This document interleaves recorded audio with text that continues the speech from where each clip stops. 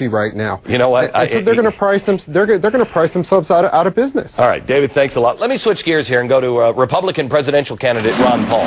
Ron, that doesn't make any sense at all to talk about. Well, maybe we should get more into hybrids. That's the problem with all of this. Is there's too much money in the system.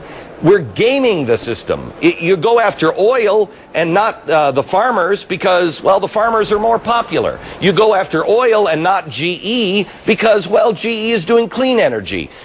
Big oil is doing dirty energy. Why should we be playing this game at all? Well, we shouldn't be. What we should do is to protect the marketplace and let the market determine what is the best source of energy. This whole idea that when prices go up, we have to blame somebody. Sometimes people want to blame labor unions for the inflation of the high cost of living, and sometimes people want to blame profits, like for the oil companies. And they never want to talk about the real problem, and that is there are too many dollars floating around because they're created by the Federal Reserve, and some prices go up much faster than other prices, and that's why we have this tremendous price inflation in energy. But I think we're looking at symptoms and not at the cause, and they're getting all over the place on trying to solve the problem, like putting taxes on energy companies. That's not going to solve the problem. Ron, I have to tell you, I am more convinced than ever the cause of almost all of our problems in our nation come from the building that you're standing in right now. Almost everything that Congress does, at least in the last 100 years, we end up paying for, and then they're fixing the problems that they created. I mean, it's this story over and over and over again, and yet, you know, they want to expand programs. They want to make everything bigger. And I can boil that down to the fact that the people around this place in D.C. and in the Capitol and the executive branch and in the judicial branch, they don't care that much about our Constitution, because if we followed the Constitution, we wouldn't have these spending programs and we wouldn't be causing all these problems.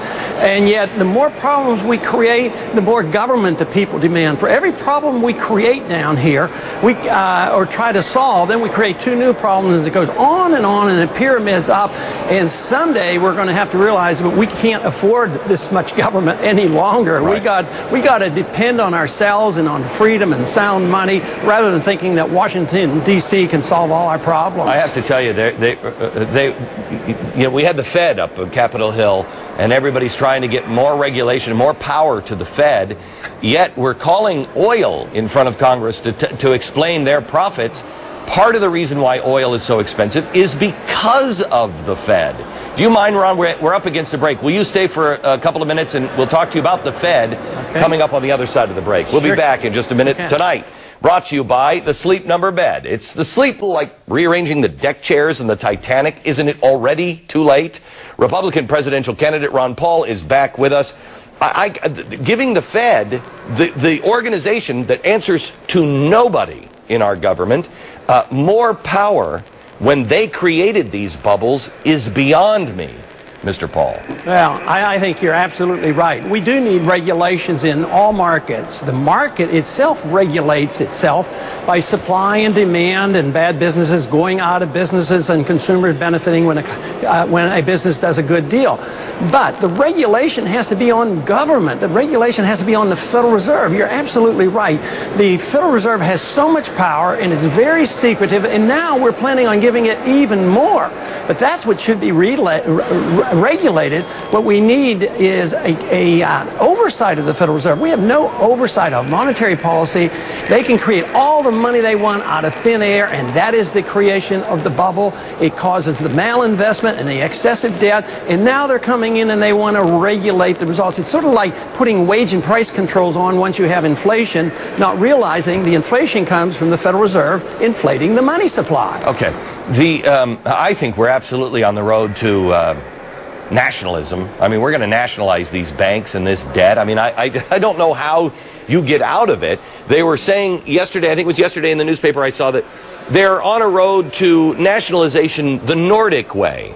Well, the Nordic way, when they bailed out their banks, they let the stockholders and the shareholders fail. They lose their money. None of these CEOs walked away with any money. That's not what we're doing here. We're talking about bailing out the mortgages and bailing out the banks. What kind of system is that? No, I think we are on the road to nationalization, but we've already been on that road, and this is just accelerating the pace, because the large banks especially are in collusion with the Federal Reserve, because once the Federal Reserve creates the high-powered money, the banking system then can further inflate through fractional reserve banking. So they're in cahoots in this whole process. Congressman, I have to tell you that I find myself increasingly in a place mentally that I just don't want to be. I've never been a conspiracy theorist. I've never been any of these, you know. I've never been a John Bircher or anything. I always thought those people were crazy. But the more you learn and the more you look at history, this weekend I was reading about the crash of 1907 and how that thing was controlled and what came out of that and came to the Fed. I mean, we're repeating the same mistake, and it was always to give these private individuals control almost a fourth branch of government or a separate tree of our economic system. How do we untangle ourselves from this? Well, there is no more ominous power than to give this authority to a secret bank to create money out of thin air. And it works as long as people trust the money. But if the money has no backing to it and is not convertible into anything, it eventually ends. And this is what we're witnessing, the beginning of the end of the dollar hegemony. It is going to end because the world is starting to reject it. But no, we need a new monetary system, and it will come. All paper money's self-destruct. And now we're seeing what's happening. They're able to patch it together now and then for decades. Even Bernanke, who's getting a lot of blame now, he didn't create most of these bubbles, and yet he's trying to keep this system that is unsalvageable together by just further inflating. But eventually we will have to have monetary reform. It is coming, and it's coming quickly. Congressman, I had David Walker on. I know you know who he is, the head of the GAO, and he said this is a nightmare coming. It's a giant meteor falling out of the sky our way. He said that it'll only be solved by a third party. You're not going to be the Republican candidate. Why don't you run as a third party? You have a lot of support out there.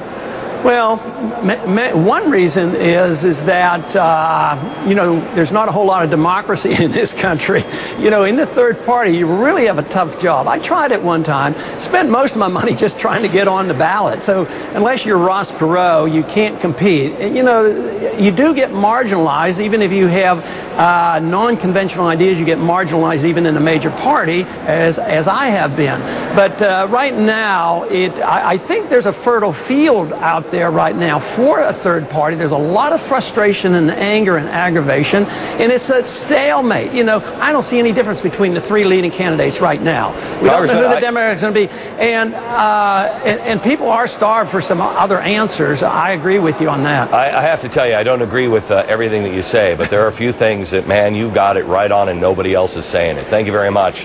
Now, time to find out where I'm wrong. Letting people and businesses fail is not